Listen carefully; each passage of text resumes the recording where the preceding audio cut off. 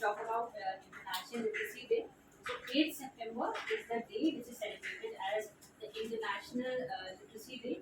And basically, why we celebrate this? Because we want to raise awareness, right? Awareness related to literacy. And when we talk about awareness related to literacy, human rights cannot be bargained. Right? Human rights automatically come into action. So once a person is literate, once a person knows how to read, write, and comprehend, then obviously we can understand that a lot of opportunities are open to him. Right? So now my question to you is, what do we understand? When we become regulatory to school, what do we understand between literacy and education? Yes, Vaishali. Literacy is the ability to read, write, and comprehend, whereas knowledge is acquiring education about any particular subject or even physical or moral education.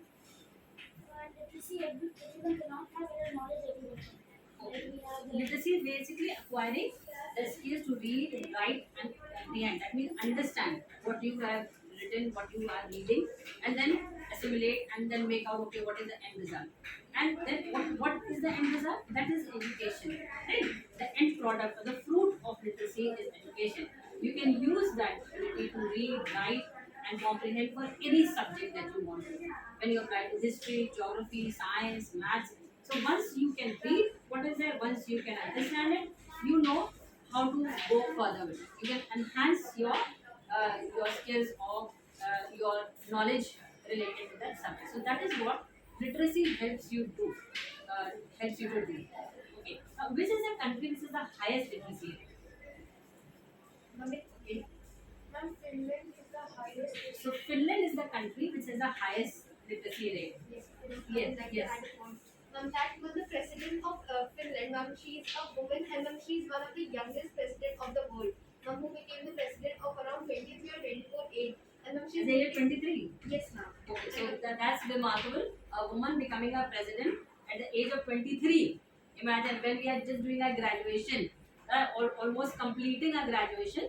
That is the time when a lady becomes the president of a country. Good. And ma'am, she's made it compulsory for all girls to attend the school. So that is also remarkable. She made it compulsory, especially for girls, because we know girls across the globe are, they suffer from this, not being treated equally. So that gender equality that we try to focus on, that everybody should be treated equally, girls and boys should be treated equally. So here, see, when she made this compulsory, so automatically it was to raise the bar. And what about India? What is the literacy rate in India? Which country has the highest literacy rate? This is Ma'am, Kerala has the highest literacy rate, and in which male are literate 96%, male are literate, and female are 92%. okay. So Kerala is the state which has the highest literacy rate. And what we need to take note again over here is that there are hardly, when it comes to gender equality, girls and boys are treated fairly, in an equal manner. Like she said, that 96% males are educated and 92% females are educated. It's not that 90% males or 96% males are educated and just 40 or 30% females are educated. No. So there the people believe and have realized that it is important for both girls and boys to be literate. And why do you think a mother in the family should be, literate? What will happen if the mother in the family, is literate? Once the mother in the family is literate, ma'am, then the future generations should be well educated and well literate. And ma'am, when the mother is only not literate, so ma'am, whereas the future generation could not be literate, and education and knowledge would be like it would not be sufficient for the future Okay, generation. so it is important for mothers to be literate, to be educated. The mothers must know how to read, write, and comprehend, because only then they will be able to guide their children. Right? It's not that you need a very high level of knowledge, but yes, the basics if they know. So a child at the elementary stage can obviously be guided by the mother. What are the benefits of literacy? What do you think are the benefits of literacy? Okay, Cherish.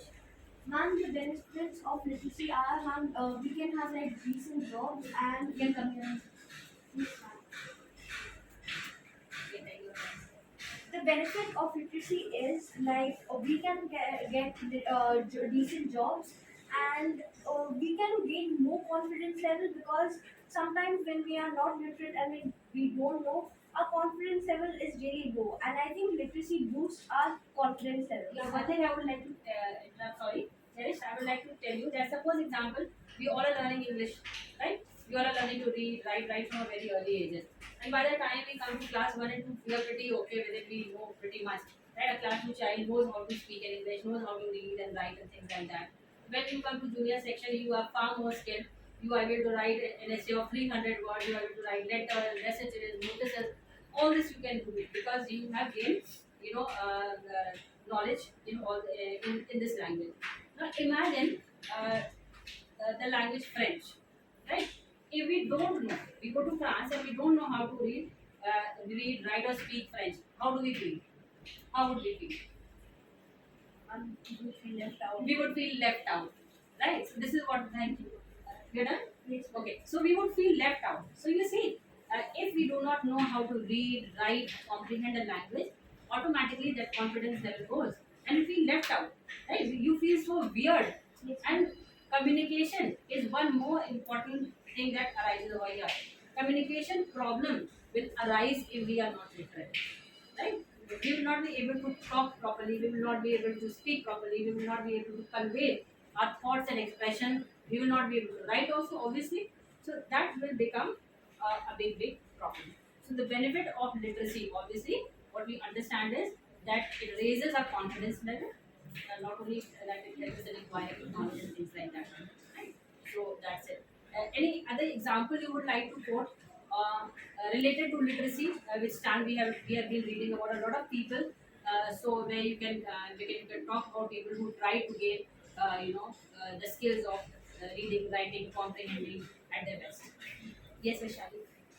Like this was the example of You can remove your mask. I would like to quote the example of Emperor Akbar, who was not literate, but he could remember once he had read a book. So that's the topic. Okay, so listening skill, comprehending.